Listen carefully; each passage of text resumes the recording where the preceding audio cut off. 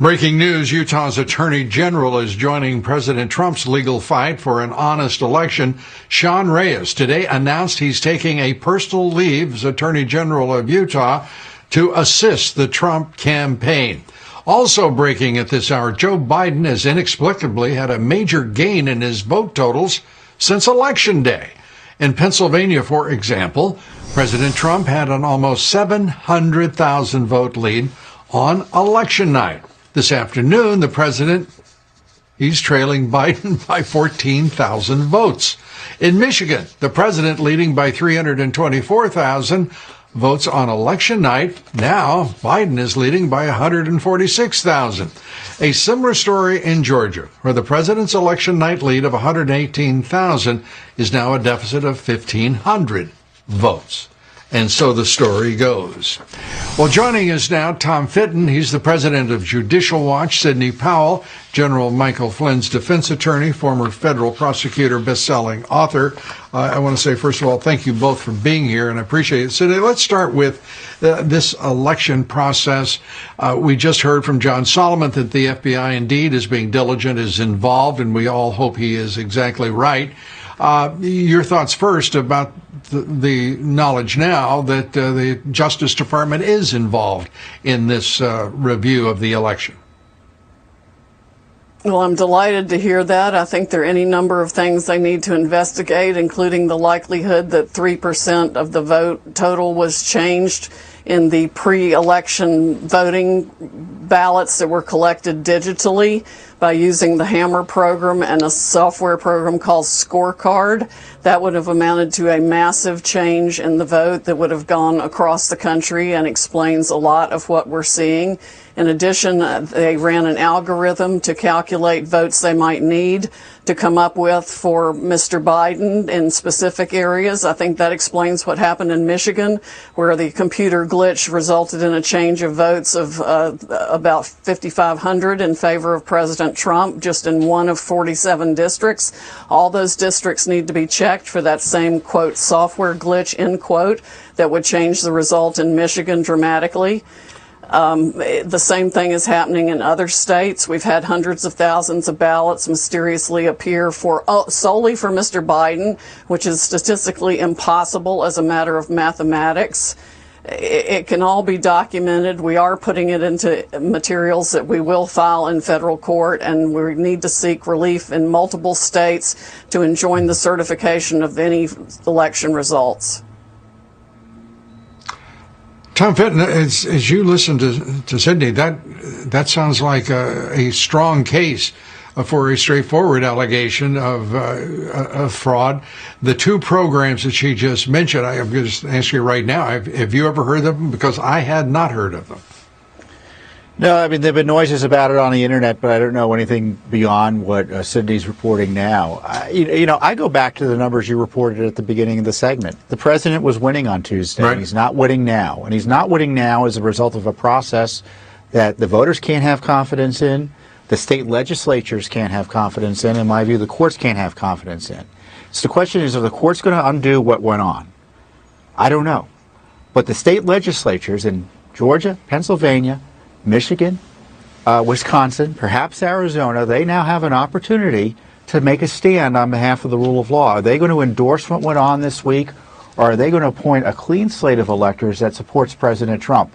That could be the next battle, and I would think that activists interested in this issue, and if you're concerned watching this, start talking to your state legislators. And I started asking where Congress is, because Congress in the end is going to be the judge of the electoral college votes. And if I were in Congress, I'd be telling these states, you better keep up on, you better be honest here, because we're not going to accept your votes if your election is a sham. Well, Sidney, let's go back to Hammer and Scorecard. Are those the names that you just used for those programs? What's being done about it, and how broadly were they used by vote counters in various states? I think they were very broadly used, but not by the vote counters. They were used by the forces in the Democratic operatives that had access to these programs through the government access points that they have and used it illegally to change votes in this country. It's got to be investigated probably by the president's most trusted military intelligence officials who can get into the system and see what was done. But we do have some evidence that that is exactly what happened. And they've used it against other entities in other countries. It's just been turned recently against our own citizens here to change election results. It's absolutely appalling that that can be done. And whether it's called computer glitches or something else, somebody has actually gone into the system and changed voting results. That's called intervention in our elections, irrespective of, I guess if they were Russia or China, we'd refer to them as meddling. But it's intervention, and it's also crooked as hell, rigging this election no matter the jurisdiction, whether it's Michigan, Georgia, wherever it might be. What can we do about it? Because the Department of Justice, I mean, if there's evidence of that program, why not just turn it over to the Justice Department and say, and go to the courts and say, this has got to stop now. Here is the way in which it was done. Well, we've been trying to get their attention, and we're going to try even harder, and we'll have to put it in a federal lawsuit, apparently, and get as much of it out as we possibly can. We have some excellent witnesses on the issue.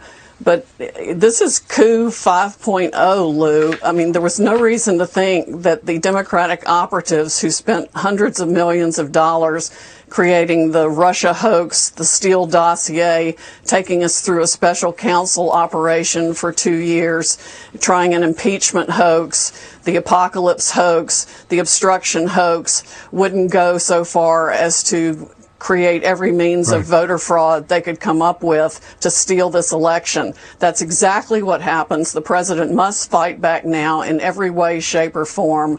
We cannot let this republic be stolen by the Democratic operatives who want to destroy the republic and make it a socialist country where they continue to line their pockets with these backdoor global deals like the Biden laptop from hell exposes. Well, Sidney, I think you're exactly right about that not happening. Let's turn, Tom Fitton, you've pointed out in our discussions that these legislatures are Republican controlled. Who can take that message to them, and precisely how likely is it that they would be receptive to a clean slate of electors who would represent, say, the state of Pennsylvania? That's a Republican legislature, and stand up for the integrity of elections and support the president. Well, the focus from the media and activists and regular voters and citizens need to be brought to bear here. Certainly the information we're learning from campaign activists on the ground, independent journalists like John Solomon, the work of Judicial Watch should also be brought to bear. I mean, we knew going into this election in Pennsylvania, Lou, there were 800,000 extra names in the rolls in Pennsylvania. Nevada County has 154,000 inactive names on the rolls. Clark County, Nevada, I mean. So we've got this problem of dirty election rolls, mailing and balloting being allowed to draw from them. And apparently a Republican Party that doesn't demand that those rolls be cleaned up. I mean, that's crazy. Could you put up that graphic again, please, folks? I want everybody to see what they're looking at, because this is really very important, what Tom's talking about. The control of both chambers of the legislature in these states that are critical right now in deciding who the next president will be: Michigan, Wisconsin, Arizona, Pennsylvania, North Carolina, Georgia. They must play a role in this to preserve the integrity, just as Tom Fitton is urging. And Sidney Powell, what you're breaking here tonight is extraordinary as well. We've got to go. We're at that point. But thank you both for everything you're doing for the country and for the president. We appreciate it. Thanks so much. Up next, how evangelical voters can help in the fight for a fair election. They'd better help quick. We're joined by Pastor Robert Jeffress right after this quick break. A lot of quickness here. Stay with us.